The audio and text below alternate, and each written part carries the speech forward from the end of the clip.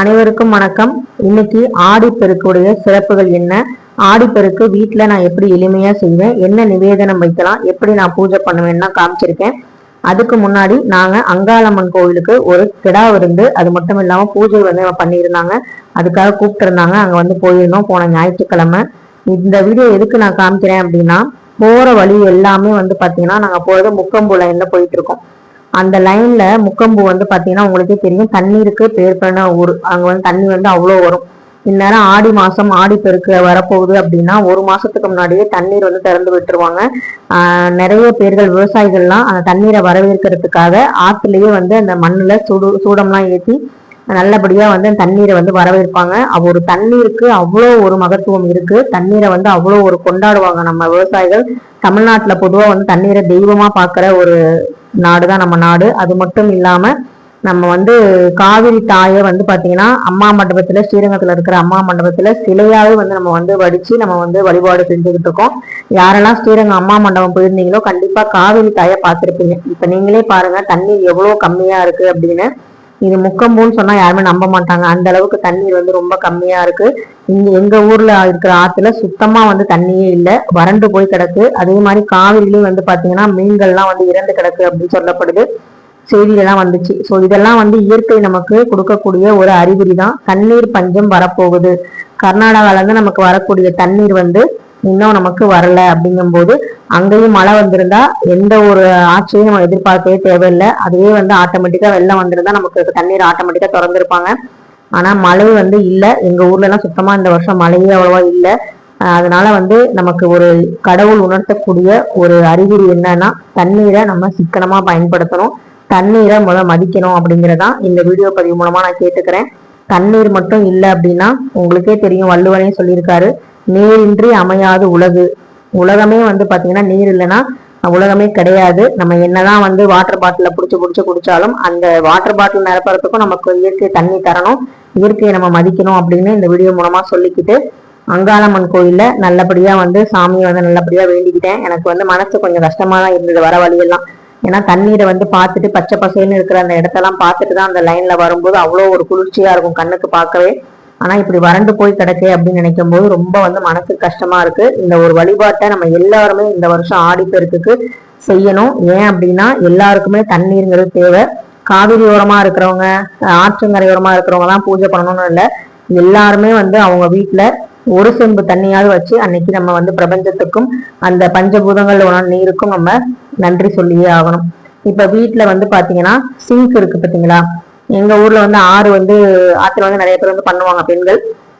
நானும் வந்து ஆத்துக்கெல்லாம் போயிருக்கேன், நாகமணி அம்மன் கோவிலுக்கு போவேன். போகும்போது காவிரி கரையோரமா தான் நாகமணி அம்மன் கோவில் இருக்கனால அங்கேயும் வந்து போகும்போது நிறைய பெண்கள், முன்ன பின்ன தெரியாத பெண்களே வந்து பாத்தீங்கன்னா எனக்கு வந்து அந்த மஞ்சள் கயிறு, நோம்பு கயிறு வந்து கட்டி விட்டுருக்காங்க. நானும் வந்து வாங்கியிருக்கேன். ஸோ வந்து வீட்லயும் வந்து பாத்தீங்கன்னா நான் வந்து பூஜை பண்ணுவேன். ஏன்னா எல்லாராலையும் போய் ஆத்துக்கு போய் பண்ண முடியாது அப்படின்னு நினைக்கிறவங்க நான் பண்ற எளிய வழிபாடா உங்களுக்கு காட்டுறேன். உங்களுக்கு பிடிச்சா நீங்க பண்ணுங்க. நாளே வந்து பாத்தீங்கன்னா சிங்க்ல இருக்கிற அந்த அழுக்கெல்லாம் நல்லா வந்து தொடச்சி எடுத்தேன். டெய்லியுமே கழுவி விட்டுருவோம். இருந்தாலும் நம்ம ஸ்பெஷலா வந்து தண்ணீருக்கு வந்து வழிபாடு செய்ய போறோம் அப்படிங்கறனால நாள் நைட்டே அந்த பிரஷ் வைக்கிற இடம் அந்த இதெல்லாமே ரெண்டுமே சுத்தமா கிளீன் பண்ணிட்டு அந்த எக்ஸோ சோப்பு கூட நான் வந்து எடுத்து கீழே வச்சுட்டேன். காலையில வந்து நம்ம நல்லா நீட்டா வந்து பண்ணணும் அப்படிங்கிறனால உங்களுக்கு வந்து நான் டெமோக்காக வந்து சிம்பிளா பண்ணியிருக்கேன். நான் ஆடிப்பெருக்கு அன்னைக்கு நல்லா வந்து விசேஷமா பண்ணுவேன். இன்னும் கொஞ்சம் அலங்காரமும் அதிகமா பண்ணுவேன். அது வந்து நான் உங்களுக்கு அன்னைக்கு வீடியோல காமிக்கிறேன். ஸோ பைப்புக்கு வந்து மஞ்சள் குங்குமம் வச்சுட்டு, அங்கேயும் வந்து அந்த சிவத்துக்கும் வந்து மஞ்சள் குங்குமம் வச்சுட்டு, அதுக்கு வந்து பூக்களால வந்து அலங்காரம்லாம் பண்ணி நல்லபடியா வந்து இந்த ஆடிப்பெருக்குல அந்த தண்ணீருக்கு வந்து நான் வந்து வழிபாடு செய்ய போறேன். அதுல வந்து பாத்தீங்கன்னா அந்த சிங்க் பக்கத்திலேயே ஒரு மண் கலையத்துல, இல்லைன்னா உங்கள்ட்ட பித்தளை செம்பு இருக்கு அப்படின்னா பித்தளை செம்பு இல்ல கண்ணாடி டம்ளர் உங்களுக்கு எது இருக்கோ அதை வச்சுக்கோங்க. சில்வர், இரும்பு மட்டும் வேணாம். அந்த தண்ணி ஊற்றி அதுல மஞ்சள் குங்குமம், அதாவது நான் வந்து காவிரி தாய்க்கு அவங்கள அந்த தண்ணீரை வந்து காவிரி தாயா நினைச்சு வேப்பிலை சொருகி அவங்க மேல மஞ்சள் குங்குமம் வச்சு பூக்கள் வச்சு நான் வந்து அலங்காரம் பண்ணி கோலம் போட்டு அது மேல வந்து அந்த கலையத்தை வந்து வச்சுட்டேன். ஸோ இப்ப நம்ம வீட்டுல காவிரி தாய் வந்து வந்துட்டாங்க அப்படிங்கறதான் என்னுடைய ஒரு ஆத்மார்த்தமான ஒரு சந்தோஷமான விஷயம்.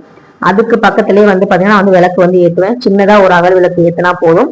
ஸோ அந்த பைப்புக்கும் வந்து பாத்தீங்கன்னா நான் வந்து பூ வச்சுட்டு, நமக்கு வந்து தண்ணி வந்து அதிகமா அங்கதான் யூஸ் பண்றோம் அப்படிங்கறனால நான் அந்த பைப்பை வந்து வச்சிருக்கேன். நீங்க வந்து வெளியே வந்து உங்களுக்கு தண்ணி குடிக்கிற பைப்பு இருந்தா அங்க கூட நீங்க வச்சு வழிபாடு செய்யலாம், ஒன்றும் தவறு கிடையாது. அதே மாதிரி எப்படி வந்து நான் வந்து சிங்க் பக்கத்துல ஒரு கலையம் வைக்கிறனோ அதே மாதிரி வருஷம் அந்த பூஜை ரூம்லையும் வந்து பாத்தீங்கன்னா ஒரு கலச செம்பு இல்ல கலச தோண்டியில தண்ணி வச்சு அதே மாதிரி வேப்பிலை சொருகி நான் வந்து பூக்கள் வச்சு அலங்காரம் பண்ணி பூஜை ரூம்லையும் வந்து வச்சிருவேன். அன்னைக்கு காவிரி தாய்க்கும் சரி அந்த நதிகள் எல்லாத்துக்குமே சரி நன்றி சொல்லி இந்த ஊர்ல இந்த உலகத்துல யாருக்கும் தண்ணீர் பஞ்சம் வரக்கூடாது, எல்லோருமே வந்து நீரின்றி அமையாது உலகம்னு சொன்ன மாதிரி அந்த நீர் வந்து நம்ம எல்லாருக்குமே கிடைக்கணும் அப்படின்னு சொல்லி வேண்டிக்கிட்டு கலசத்தை வந்து ரெடி பண்ணியாச்சு. நான் வெறும் மஞ்சள் குங்குமம் தான் போட்டிருக்கேன். நீங்க வேற எது வேணாலும் போடலாம், பச்சை கற்பூரம் ஏலக்காய் இதெல்லாம் கூட நீங்க சேர்த்துக்கலாம், எலுமிச்சம்பழம் கூட நீங்க சேர்த்துக்கலாம். நான் டெமோவுக்காக வந்து காமிச்சிருக்கேன். அதே மாதிரி மஞ்சள் சரடு வந்து ரெடி பண்ணி வச்சுக்கோங்க. அது வந்து நம்ம கழுத்துல வந்து நீ கட்டுறது ரொம்பவே நல்லது. இப்ப கலசத்தை ரெடி பண்ணி நான் வந்து பாத்தீங்கன்னா பூஜை ரூம்ல போய் வச்சுட்டேன். அங்கேயும் வந்து பாத்தீங்கன்னா அந்த காவிரி தாய்க்கு அந்த கலசத்துக்கு வந்து விளக்கு வந்து ஏற்றுவேன். ஸோ தாம்பூலம் வந்து ரெடி பண்றது அப்படிங்கிறது மஞ்சள் குங்குமம் மாங்கல்ய சரடு பூக்கள் கண்ணாடி வளையல் இதெல்லாம் ரெடி பண்ணி வச்சுக்கலாம். அதுக்கு முன்னாடி இந்த காப்பரிசின்னு சொல்லக்கூடிய அதாவது பிரசாதம் அந்த அன்னைக்கு வந்து பாத்தீங்கன்னா இந்த காப்பரிசி தான் ரொம்ப ரொம்ப ஃபேமஸ். ஆற்றங்கரையோரமா பூஜை பண்ற பெண்கள் எல்லாமே இந்த காப்பரிசி நமக்கு கொடுப்பாங்க. அதுக்கு தேவையான பொருட்கள் பாசி பருப்புக்கு 1 ஸ்பூன், எள்ளு 1 ஸ்பூனு, பொட்டுக்கடலை 1 ஸ்பூன் எடுத்திருக்கேன், பச்சரிசி ஒரு 1/2 டம்ளர் வந்து எடுத்திருக்கேன். ஸோ இதை வந்து நல்லா 1 மணி நேரம் நல்லா அலசிட்டு ஊற வச்சு அதுக்கப்புறமா வந்து நல்லா காய வச்சு எடுத்துடலாம். ஒரு 1/2 hour கூட போதும். அப்புறம் பொட்டுக்கடலையும் பாசிப்பருப்பு எள்ளு இதை 3ஐயும் வந்து நம்ம வந்து வறுத்து மட்டும் எடுத்துக்கிட்டு வெல்லம் வந்து வெள்ளைப்பாகு வந்து தேவையான அளவு நம்ம செஞ்சுக்கலாம். உங்களுக்கு எவ்வளவுக்கு ஸ்வீட் வேணுமோ அந்த அளவுக்கு நீங்க செஞ்சுக்கலாம். ஏலக்காய் பொடி இருந்தா ஏலக்காய் பொடியும் நம்ம வந்து இதுல சேர்த்துக்கலாம். ஸோ இதை வந்து நம்ம எதுவுமே அரைக்க போறது இல்லை. பச்சரிசி வந்து நம்ம ஊற வச்சு காய வச்சு எடுத்தோடனே அது காஞ்சதுக்கு அப்புறம் அதோட இந்த வறுத்த பொட்டுக்கடலை பாசிப்பருப்பு அந்த எள்ளு இது 3ஐயும் வந்து சேர்த்துட்டு வெள்ளைப்பாகை வந்து அதுல போட்டு நல்லா மிக்ஸ் பண்ணி விட்டாலே போதும். கொஞ்சமா ஏலக்காய் பொடி வந்து சேர்த்துக்கலாம். உங்களுக்கு தேங்காய் பிடிக்கும் அப்படின்னா தேங்காய் துண்டு சின்ன சின்னதா நறுக்கி அதையும் வந்து வறுத்து நம்ம வந்து சேர்த்துக்கலாம். ஸோ இதுதான் வந்து பாத்தீங்கன்னா காப்பரிசி. பச்சரிசியில நான் செஞ்சிருக்கேன். நீங்க வாழரிசி மாதிரி செய்வாங்க அப்படின்னா அந்த மாதிரி நீங்க வந்து செஞ்சுக்கலாம். ஸோ பச்சரிசி அப்படிங்கிறது சாமிக்கு வந்து நிவேதனம் படைக்கக்கூடிய ஒரு அரிசி, அதனால வந்து பச்சரிசி நான் எடுத்திருக்கேன். அதே மாதிரி நம்மளுடைய ஜம்புகேஸ்வரர் அகிலாண்டேஸ்வரி கோயில்ல இருக்க திருவானை கோவில்ல இருக்கக்கூடிய அந்த ஜம்புகேஸ்வரர் வந்து பாத்தீங்கன்னா நீருக்கு அதிபதி. பிரபஞ்ச சக்தியில 5 சக்திகள்ல வந்து பாத்தீங்கன்னா நீர் நெருப்பு காற்று ஆகாயம் நிலம் இதுல நேருக்கு வந்து உரிய ஒரு தெய்வம் அப்படின்னா நம்மளுடைய ஜம்புகேஸ்வரர் தான். அவரையும் வந்து பாத்தீங்கன்னா நம்ம வந்து வணங்குறது ரொம்பவே நல்லது. அதே மாதிரி விளக்கெல்லாம் ஏத்திட்டு தண்ணியை வந்து லைட்டா திறந்து விட்டு அதுக்கு வந்து நான் பூக்கள் வந்து போட்டு உதிரி பூக்களை வந்து போட்டு நல்லபடியா வந்து வணங்கிட்டேன். அதுக்கப்புறமா நான் வந்து ஊதிபத்தி சாம்பிராணி சூடம் இதெல்லாம் வந்து காமிச்சு நிவேதனமா வந்து பாத்தீங்கன்னா நம்ம புளியோதரை தயிர் சாதம் லெமன் சாதம் இந்த மாதிரி கிளறின சாதமும் வைக்கலாம். இல்ல உங்களுக்கு வந்து சக்கரை பொங்கல் வைக்கணும்னா சக்கரை பொங்கலும் வைக்கலாம். ஏன்னா ஆடிப்பெருக்கு அப்படிங்கும்போது ஒரு ஸ்வீட்டோட நம்ம வந்து ஆரம்பிக்கிறோம். நல்லபடியா வாழ்க்கையில 16 செல்வம் நமக்கு பெருகணும் அப்படின்னு சொல்லியும் இந்த நாட்டு மக்கள் எந்த ஒரு பஞ்சமும் இல்லாம நீர்நிலைகள்ல நல்லபடியா தண்ணி வரணும் விவசாயம் செழிக்கணும்னு சொல்லிட்டு நம்ம நல்லபடியா வேண்டிக்கிட்டு தாம்பூலம் வச்சு அங்கேயும் வந்து விளக்கேற்றி நான் வந்து தூப ஆராதனை வந்து காமிச்சிருக்கேன். இப்படிதான் நான் வந்து வருஷம் பண்ணுவேன். அலங்காரம் மட்டும் உங்களுக்கு அன்னைக்கு வேற மாதிரி பண்ணுவேன். இன்னும் நிறைய விளக்கெல்லாம் நான் ஏற்றுவேன். ஸோ அதெல்லாம் வந்து உங்களுக்கு அன்னைக்கு வீடியோல காமிக்கிறேன். ஒரு சகோதரி வந்து கேட்டிருந்தாங்க எப்படி ஆடிப்பெருக்கு நீங்க வீட்டுல வந்து செய்வீங்க அப்படின்னு சொல்லிட்டு. நான் வந்து இப்படிதான் செய்வேன். இல்ல நம்ம ஆத்துக்கு போற மாதிரி இருந்தா ஆத்துக்கு போய் அங்கேயும் வந்து பெண்கள்லாம் சேர்ந்து வழிபாடு செய்வாங்க. அதுலயும் நம்ம கலந்துக்கிட்டு நோன்பு கயிறு வந்து கட்டிக்கலாம்.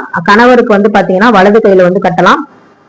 ஆண் மகன்களுக்கு குழந்தைகளுக்கும் வந்து பாத்தீங்கன்னா ஆண் பிள்ளையா இருந்தா வலது கையில பெண் பிள்ளையா இருந்தா இடது கையில கட்டலாம். அதே மாதிரி கல்யாணம் ஆன பெண்கள் வந்து பாத்தீங்கன்னா கணவர் கையால வந்து அதை வந்து கட்டிக்கலாம். அது மட்டும் இல்லாம அந்த நோன்பு கயிறு வந்து கட்டுறது இல்லாம நம்ம வந்து மாங்கல்ய சரடு வந்து நம்ம மாத்துறது அப்படின்னா நாம நல்லபடியா மாத்திக்கலாம். இது வந்து நான் வந்து அன்னைக்கு வந்து மாத்த மாட்டேன். ஏன்னா இப்பதான் மீனாட்சி திருக்கல்யாணத்தப்பதான் நான் வந்து மாங்கல்ய சரடு வந்து அந்த கயிறு வந்து மாத்தினேன். சோ அதனால அடிக்கடி வந்து மாங்கல்ய சரடும் மாத்தக்கூடாது. கயிறு நல்லா இருக்கு இப்பதான் மாத்தினேன் அப்படின்னா இது கட்டாயம் மாத்தணுங்கிற அவசியம் அன்னைக்கு இல்ல. அந்த நோன்பு கயிறை மட்டும் நம்ம கழுத்துல கட்டிக்கிட்டா போதுமானது. சோ அந்த மாதிரி வந்து ஆண்களா இருந்தா கையிலையும் பெண்களா அதாவது கல்யாணமான பெண்களா இருந்தா கழுத்துலயும் வந்து கட்டிக்கோங்க. கன்னி பெண்களா இருந்தா நீங்க வந்து கழுத்துலயும் கட்டுற மாதிரி தான் கட்டலாம். இல்ல கையில கூட நீங்க வந்து கட்டிக்கலாம். சோ ஒரு 3 நாள் அதை கட்டிட்டு 3ஆம் நாள் வந்து பாத்தீங்கன்னா அதை வந்து ஆத்துலயோ இல்ல வந்து ஏதாவது மரத்துலயோ வந்து நம்ம வந்து கால்படாத இடத்துல போட்டுறது ரொம்பவே நல்லது. சோ இந்த மாதிரிதான் வந்து நம்ம ஆடிப்பெருக்கு அன்னைக்கு பண்ணுவோம். அன்னைக்கு வந்து புதுசா கல்யாணம் வீட்டுக்கு அழைச்சு அவங்களை வந்து விருந்து போடுவாங்க. அசைவம் கூட அன்னைக்கு சமைச்சு சாப்பிடலாம், ஒன்றும் தவறு கிடையாது. உங்களுக்கு எப்படி பழக்கமோ அந்த மாதிரி நீங்க வந்து செய்யலாம். இல்ல ஆடிப்பெருக்கு அன்னைக்கு வேணாம் அப்படின்னு நினைச்சீங்கன்னா நீங்க வந்து தவிர்த்துட்டு கிளறின சாதமா கலவை சாதங்களா பந்து செஞ்சு ஆற்றங்கரையமா உட்காந்து சாப்பிடுவாங்க. ஆத்துலதான் தண்ணியே இல்லையே எப்படி சாப்பிட்றதுன்னா ஒன்றும் புரியல. முடிஞ்ச அளவுக்கு நான் வந்து அன்னைக்கு காவிரி தாய்க்கு போய் நன்றி சொல்லணும், அவங்கள போய் பார்க்கணும், அவங்கள்ட்ட வேண்டணும்னு நினைச்சிட்டு இருக்கேன். அந்த காவிரி தாய் என்னை கூப்பிட்டா கண்டிப்பா நான் போறேன். போயிட்டு உங்களுக்காகவும் வேண்டிக்கிறேன். நல்லபடியா வந்து இந்த வீடியோ எடுக்க முடிஞ்சா நான் எடுக்கிறேன். ஸோ ரொம்ப சந்தோஷமா இந்த ஆடிப்பெருக்குல நம்ம எல்லா செல்வங்களும் 16 செல்வங்களும் பெருகணும், பஞ்சங்கள் நீங்கணும், பஞ்சபூதங்களோட ஆசி கிடைக்கணும்னு சொல்லி இந்த ஆடிப்பெருக்குல நம்ம வந்து வேண்டிக்குவோம். நாளைக்கு திங்கட்கிழமை ஆடிப்பெருக்கு, நல்ல விஷயங்கள் நிறைய செய்யுங்க. திங்கட்கிழமை வேற வருது, திங்கட்கிழமை செஞ்சா திரும்ப திரும்ப நடக்கும்னு சொல்லுவாங்க. நிறைய தான தர்மங்கள் செய்யுங்க. சுமங்கலி பெண்களுக்கு உங்களால முடிஞ்ச தாம்பூலத்தை கொடுங்க, அது ரொம்பவே ரொம்ப நல்லது. இந்த வீடியோ உங்களுக்கு பயனுள்ளதா இருந்தா லைக் பண்ணுங்க, ஷேர் பண்ணுங்க, மறக்காம சப்ஸ்கிரைப் பண்ணிட்டு கமெண்ட் பண்ணுங்க. நன்றி, வணக்கம்.